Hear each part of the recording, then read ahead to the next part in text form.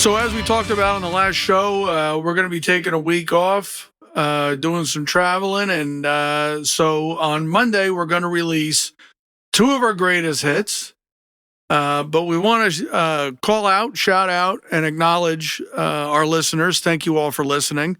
We have now been listened to and downloaded in 33 states plus Washington, D.C., and 13 countries, including Hong Kong, and 58 downloads in Spain.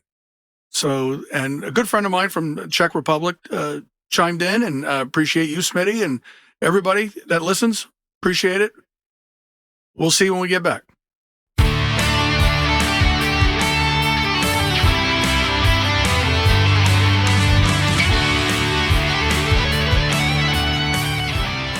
All right, you're listening to Table 12 Podcast with Danny Barr, Paul Marino, Rob behind the glass, and still our special guest, Donna Marino, DM, is still going to join us. We're going to talk about Halloween costumes. Actually, no, we're not. Oh my God! His face. But, I hate Halloween. Come on, let's just put it out there. No Halloween. So we have to tell the story because this was requested. No. It's okay. No Halloween. It's okay. This is how you heal. Paul. That's right. This is how you heal. This is how we do it. This is how we heal. We and talk move about on. ourselves. We talk about our problems. So, my sister Antoinette decided one year to dress up as a oversized wiener. Pecker. I don't know why I prefer to say wiener instead of the P word, but and she was texting my mom and I because to see where we were because we were out for the day. And we were like, we're 5 minutes away. So she's waiting there for like an hour in this like costume. It's like a big blow up costume. And so it wasn't us that walked in. It was, of course, Paul, Dad, pretty Paul, and he was not thrilled at all. He scolded her. He's still not to this day, and told her to get that fucking thing off. Sorry, I'm not sure if we're allowed to curse. You're allowed to say whatever you want. Show's going downhill. So when my mom and I walk in, she's like pouting on the couch, and she's like, "You guys told me that you were coming home, and Dad just screamed out. He got yelled at me and scolded me and told me to take this costume off." And get that costume off. Not going out like that. And she was like in her like mid-20s, maybe late 20s, and she was like, he yelled at her like she was like a 5-year-old kid. Right. She was young. She wasn't that. I don't know. She was like 25, I think. But Paul, I think it's your sense of humor that there's certain costumes that are not. To. I don't like Halloween. Okay, and certain costumes should not be. I don't dress up in costumes. The other 2 years ago, I put on a Band-Aid and I went as the guy from what's his name, Mayhem. Mayhem? Yeah. I put ketchup and a Band-Aid on. That's as far as I was willing to go. And he says he dresses up as himself for Halloween. I was as far as I was willing to go with a costume. My favorite costume was one year I took off all my clothes, put on a pair of roller skates, and went as a pull toy. Oh my God. This is ridiculous. So... This is come on. I love these memories. Thank you, Donna, for telling that story. Halloween, because I love that story. It's a great story. It needs to be shared. It needs to be told. And I don't know how it's just fun watching your father laugh. I don't know how people would embarrass themselves doing stuff like that. I don't because it's fun. No, it's not fun. It's You were a drummer in a band called Vic Venereal. No, it was the Vagrants. That was just a joke part. No. So you got to let your hair down, Dad. You got to let your hair down. He is now. You didn't let him get a haircut. I know. I know. Again. So on Netflix, there's a documentary. Before you get to that, okay? Sure. Antoinette, God rest her soul. Maria goes through the garage door. I get a phone call halfway home. And I get hung up just so everybody knows, Maria didn't open the garage door. No. She just went through it. Paula calls me up and says, I think she had just gotten her license, right? Yeah, she it was was horrible. the same Right. day. Horrible She driver. just got her Same day, I license, think. yeah. And then she winds up getting a job in Enterprise Rent a Car. How that happened, I don't have no idea with her driving Well, she's skills. a much better driver She's good now. Yeah. That was the. But the story, forget about that part. That, by the way, that's the only time I ever had a car in the garage. Was that time. But He's serious. That's she true. hangs up the phone. She just says, I'm driving, I'm in Hackettstown because I'm driving home. And when I get home, the house is full of people. There's like 30 people in the Antoinette house. She invited everybody over to distract so that he wouldn't have the same. She thought it would help kind of curb his But reaction. I wasn't going to scream at her anyway, you know. Oh, because of the accident? So Right. she was like, let me just invite all Okay. these people here to make Yeah. like, So- so 30 that he people won't. now. So yeah. I had to throw everybody out. I don't want nobody here. Well, you forgot how mom called you in the car though too, because that's a big part of the story. My mom called him and was just like, Maria went through the garage, and he was yelling, and she just click and just let him fester the whole ride home from work. So then, But these are just some of the things that come up when you talk about stuff. Don't try to These are all- deflect. Don't try to deflect from the penis costume. That's still a funny story. I can't believe she wore that out in All right. public, but So, that's For great. 2 hours. She always had the best Now that's costumes the best part too. of the story. Actually, the best part of the story is Antoinette sitting on the couch for 2 hours wearing And a penis jumping out and costume. scaring him of all people in a wiener costume. It didn't scare me. I didn't like it. I take it off. Well, she tried to scare It's you. not something you should wear as a young woman. Did it trigger you, Paul? It was aggravating. triggered. Did it trigger you He from was a so mad. earlier trauma? No, I was ruined from that. You want to talk through it? No, don't turn it twist into something it's not. Anyway, it just goes to show you there's no respect for people. They climb in the window. I don't know that why I am the way I am now is because of the way these people were in the house. And I'm not even scratching the surface. This show's not going to be long. We could be here all day. I can't do it. So We'll be let's here talk for about 3 the Ed days. Sullivan, like you want to talk about I'm fine. Ed Sullivan, and Let's the documentary. Dad, what's was your good. favorite memory? let's Of get, what? let's We're let's talking continue. about all the traumatizing ones. Let's continue the Marino family group therapy session. It was too much. It You all was right? really Do you need too a much. tissue? No. Okay. he needs a drink. Well, That's okay. okay. You want to move on? Yeah. All right. I see you're in a good frame of mind, so we might as well move on. So Ed Sullivan, Ed Sullivan, the documentary, documentary on Netflix. It wasn't what I expected it to be. it wasn't the way I thought it was going to be either. So it was really about his involvement with civil rights, Right. is what the show was about. And because he lived in Harlem, he grew up in Harlem. He was born in Harlem. Right. He was sympathetic to all the the black people's The racism and he, segregation and I didn't learn. I loved the documentary, even though it wasn't what I expected. I loved it. How instrumental he was in helping black entertainers come to the forefront. because no one would let him on, Right. and he let them all on, and they were really appreciative of it. They all of them said, without him, because back in those days, in the 50s and the 60s, especially, he went back to what, 48? I think it started. Well, he started as a sports columnist, Right. and then became But an when he got the entertainment. show, I think it was 47, 48? Right. Yeah.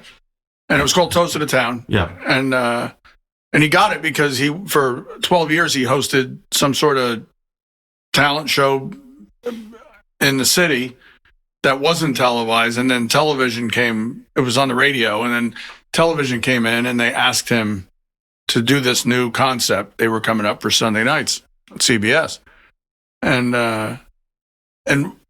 one of the things I noticed watching it was because right in the beginning of the documentary they showed a clip of Jackie Wilson. Mm-hmm. Who Jackie Wilson is as good as there ever was.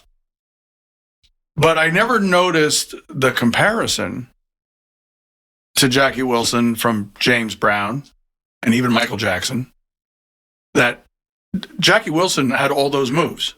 Right. And those guys came after.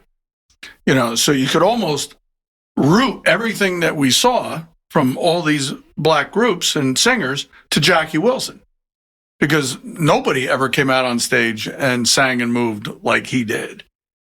And then the next thing you know, they were all doing it. The Pips and the Temptations, they were all doing those same They were doing like the choreographed moves. The same moves, the sliding of the feet, and it was fantastic to watch. And but he was a very powerful, important guy. He handpicked every single act that was going to be on that show. And while I was watching it, I was doing a little additional reading on it, and he actually did not want Elvis on the show. And he fought against it, but was giving in because Elvis became too big. He had to do it. There was no stopping it. But he got into a car accident when Elvis was scheduled to appear first, and Charles Lawton guest hosted. This wasn't in the documentary. Charles Lawton guest hosted the show, Elvis's first performance. Oh, I didn't know that. But why did he not want him on? Because he didn't think he was going to be anything. Oh, okay. And it was no moral thing, about the way he moved and what have you. But then after the first appearance, all the controversy about Elvis and Elvis to pelvis and the hips and all that. And because Steve Allen had him on. And Steve Allen is the one that actually started the controversy that's showing Elvis full-bodied. And then when he came back on Ed Sullivan, they cut him off at the waist. And then that created even more controversy from the Elvis fans. And then it was the third appearance, Elvis's third and last appearance, is Ed Sullivan insisted on showing him full-bodied performance and then said afterwards into the camera, this is a fine, decent young man. Yeah, that was 56, I think, right? It would have been like 56, yeah. But you never see a clip of Charles Lawton introducing him. No. I've never seen that. Like, if he did it, they cut it out. Yeah. Because I've only seen the clip of Elvis performing that first time. I've never seen him being introduced. Right. So I didn't know that until I watched the doc and did a little reading. But I found that to be interesting. He also did not want the Beatles on the first time because the Beatles had yet to have a hit in America. But he acquiesced on that too. But I think they had the hit when he came over because they said we're not going. The Beatles weren't going to come over unless they had their first hit. But he booked acts so far in advance, right. And at the time the Beatles had not had a hit. By the time they landed, it was the highest rated Ed Sullivan show ever. But the Beatles even said they weren't going over unless they had a hit. They weren't going to go unless they had a hit over here. So it was kind of like a mutual thing. Once he saw they had the hit, they weren't coming either if they were invited. So, but yeah, it was the highest rated show, right? Up to that point, I don't know if there's anything since. Ever. Yeah, I think ever. It was the highest rated show. Well, I remember watching it. I know that. I remember watching that. I was 5, 6. I'm much younger than you. Yeah, I remember seeing it. But yeah, I thought I was expecting it to get more of a broader stroke on the whole career of all the people that were on it, but they really focused on the getting a start for the black performers more than anything. And the interesting thing was Harry Belafonte. Yeah, and he didn't want Harry Belafonte on because he was accused of being associated with communism. And then Belafonte had to sit down with him. Right, and then he said, Then he convinced him. Yeah. And he said, why are the Irish honored when they stand up against tyranny and oppression, but when black people do it, we're criminals? And Ed Sullivan heard that. And Belafonte said by the time he got back to his office, an hour later, Ed Sullivan was on the phone saying, you're on. Yeah, he was in the right place at the right time to get that show. He just happened to be covering a lot of events at the Garden. He started out with the sports, and then they needed somebody to try this type of show with Toast of the Town, and then it just got popular. But watching the old clips, we were just kids when that show was on, but I do remember watching it on Sunday night, and I never really, because we saw him as an older guy. We didn't see him as that young guy in the 50s. He was really quite charismatic and, we just saw him as a stiff, that, Frank Gorshin impersonated. You ever see any clips of any of this with Ed Sullivan? Well, you have Netflix, right? I do. Because it's on there. That's what we're talking about, the documentary on Netflix. When you guys were talking about like the Elvis with the hips and stuff like that with Ed Sullivan, it kind of rang a bell because when I was in college, I took a history of rock and roll course, and I actually it refreshed my memory of that. That came up in the book. That's an accredited course, history of rock and roll. That's Jesus, right. Paul, we would have killed that. Listen to that. Yeah, no, it was a fun course, but I could have made the it was dean's always, list. That's what they do. They make you take these courses and you pay this extra money. I didn't need that course for what I do now, but it was still cool to take. Yeah, because Donna got her associate's degree and she's doing well in her career. And that's a far cry from when I used to go to the high school.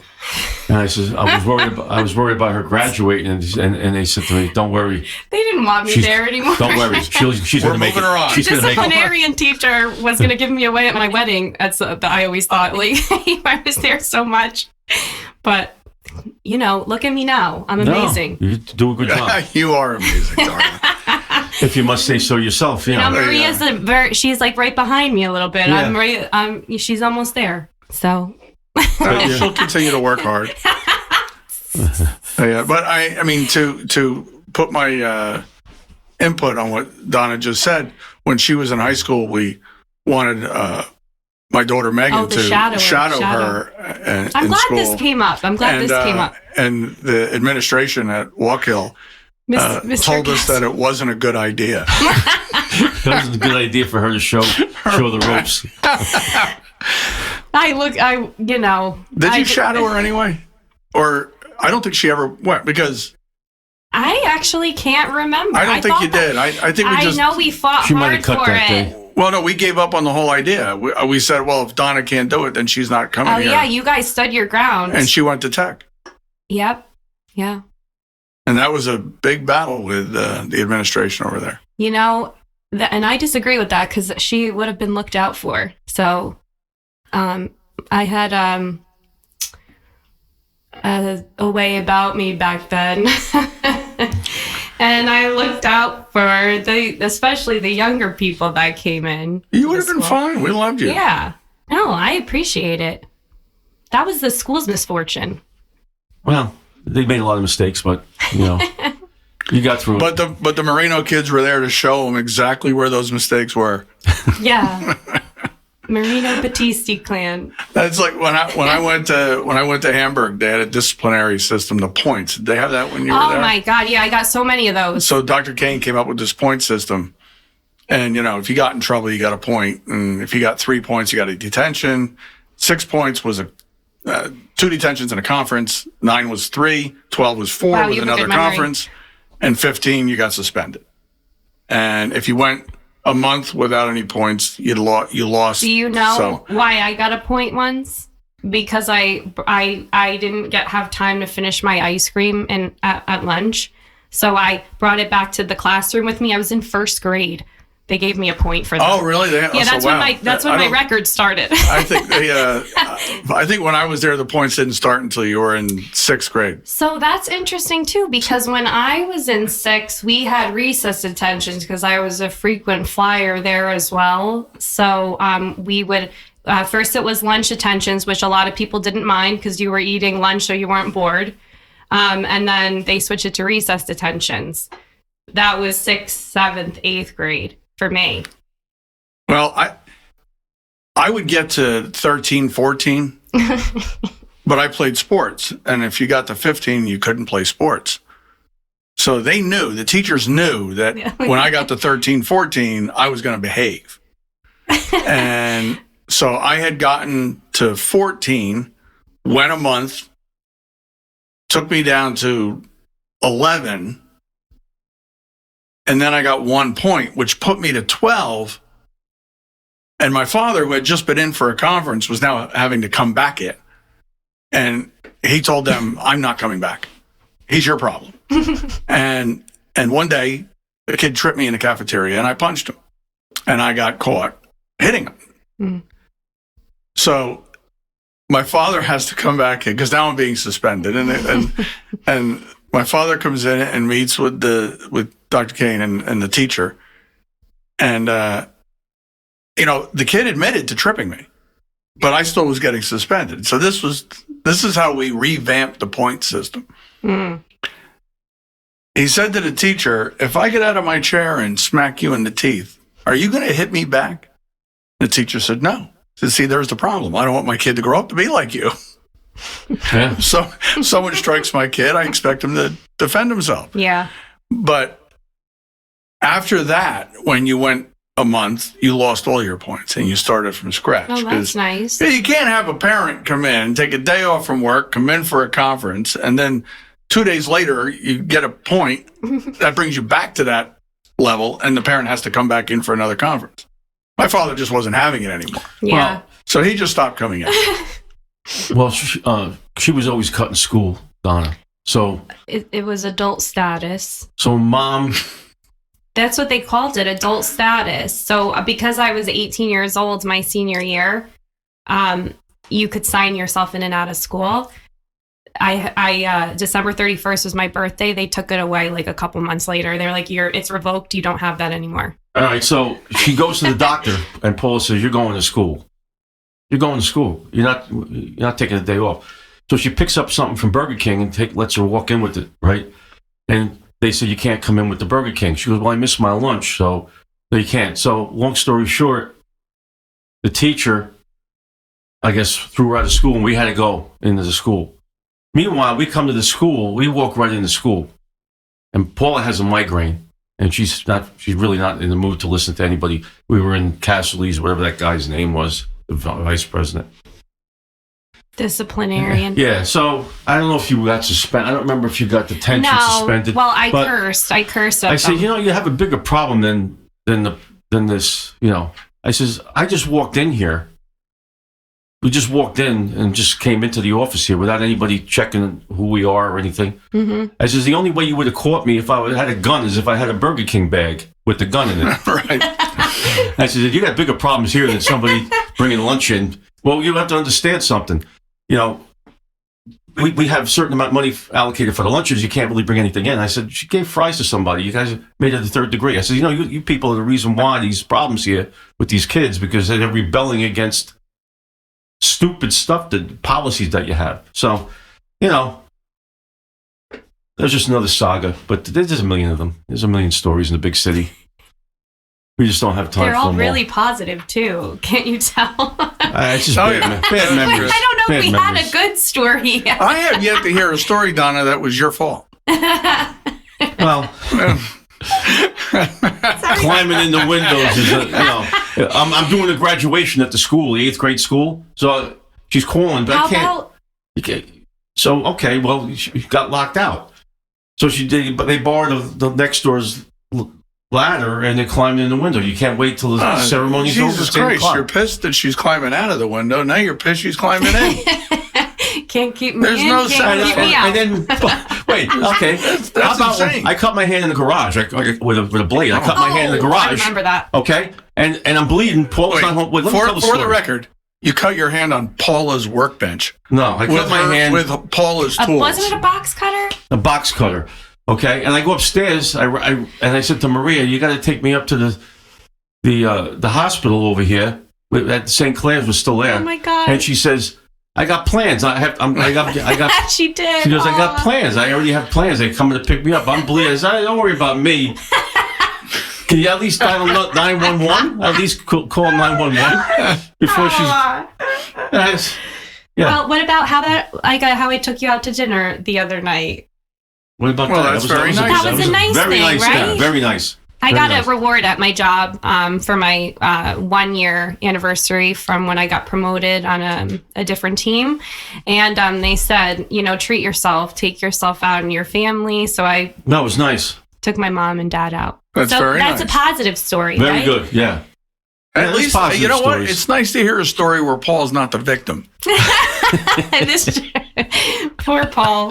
That's what I would say. Just whenever I told stories when I used to bartend, they would say, "Poor." Every time I say any type of story, they're like, "Poor Paul." Poor Paul. I don't think that's fair. I don't think it's fair because I'm the one that's You're taking care of perfect, the Paul. right thing. Once again, Working You're not jobs. poor Paul. You're being perfect Paul. victimized. Huh? You're being Absolutely. victimized. Yeah, I'm on all your I side, know is Paul. I'm going in roller skates to heaven. I don't He's even going have to- right there's no- upstairs, he says, when he does. I've been in purgatory estates. I'm going straight up. Nobody's going to tell me any different. You Yeah. know what'll be great? I'll see you in the next lifetime, too. Yeah. I'll follow you everywhere. There'll be no pets there And either. DB, too. I'm just looking There'll forward be to no doing your pets. eulogy. So anyway, Well, that's that was morbid. that's DB. Well, that's just That took a dark that's turn. just my subtle way of saying I'm still going to be here. DB, I love that you were like a part of the fam all these years and still are. And I love that you were at all those crazy weddings. Oh yeah, Anthony's, Antoinette's. I have some wonderful memories of pulling Anthony off the bar, And him sleeping in the corner. well. sending someone to get Paul. I think because the only one he's going to listen to right It's now my mom. is his mother. 100%. 100%. He's another one. Like, he gets scolded. He's like a old man. And he gets scolded by my mom and goes pouting in the corner. Well, walking down memory lane has been fun, so I think we're gonna let's leave it there. Memory lane. Tony Soprano says the least form of adulation is memory lane. It just gets a little redundant and. Well, when you're a mobster killer, I would imagine memory lane's not pleasant. True. But I want to thank you, Donna. We're gonna Thanks for leave it there, having me. You guys are fun. and we'll see you next time. You're welcome back anytime, darling. Love to. And we're gonna bring in our next guest is going to be Artie Flynn in September. Today? Ooh, that'll be fun. Is there someone outside the door? He's in the green room. Love Is this Artie. Soupy Sales? He's in the green You room. never know. He's in the green room. That'll be great. Looks beige to me. All right, thank you. See you next time. See you later.